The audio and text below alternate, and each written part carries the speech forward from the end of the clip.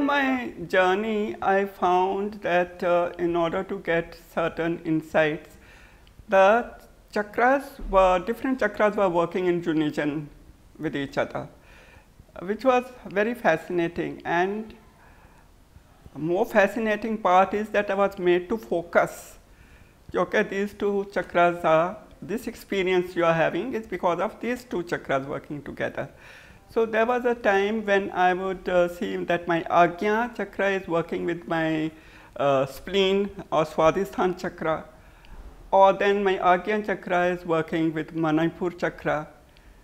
And in the final, or when some creativity was fructifying, something which I had to know from the cosmic realm, then my Swadhisthana chakra would move up to my Agnya chakra, okay, and together they would extract that information, which was so fascinating. Or the Muladhara chakra will move up to my Agnya chakra, and that means the earth element and the solar energy had to get together to give me a certain experience.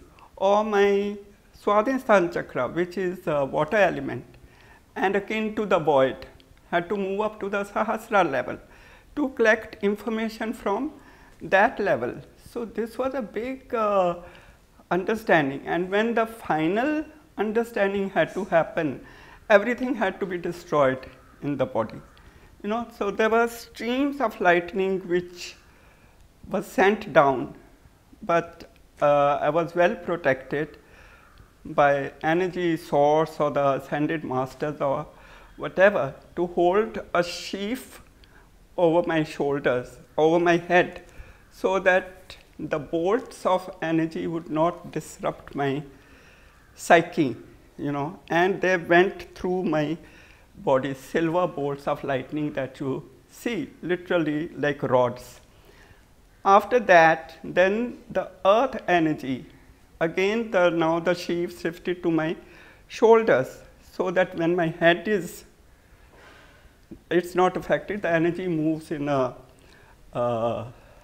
through a sieve, and so so there was nothing left in the body, it was only a body of gold. And then the final experience that I had asked for was given to me, and the understanding. So it's a beautiful journey, and as I tell people who come, there is nothing to fear, because you are taken care of at every level. That is, if you are surrendered and ready to do the work that is required of you to do. So this was all for a purpose, whatever they were doing, and that purpose is of course manifesting now. So that is one aspect. And then I found that knowledge which we usually access, intuitive knowledge, it is also from different levels, but the knowledge is flowing all the time, highest knowledge about creation, about anything that one wants. But we only to the level that we have evolved, we are allowed to receive that. And in my journey, I also saw that I am receiving some knowledge, but the other is just flowing off my side. I am not accessing it. So my understanding happens now that maybe I was not evolved enough at that particular level to access that. And when I was ready, it was again, it's surprising that the masters, from which level, I don't think we reach beyond a certain level, because at the highest level I found also that when my consciousness was ready, a hand consciously sending me forth that knowledge. I could see it. So even at that stage, the siddhas or the ascended masters, they are working from a very, very, very high level. Whether one ever reaches the source even or not, I really don't know.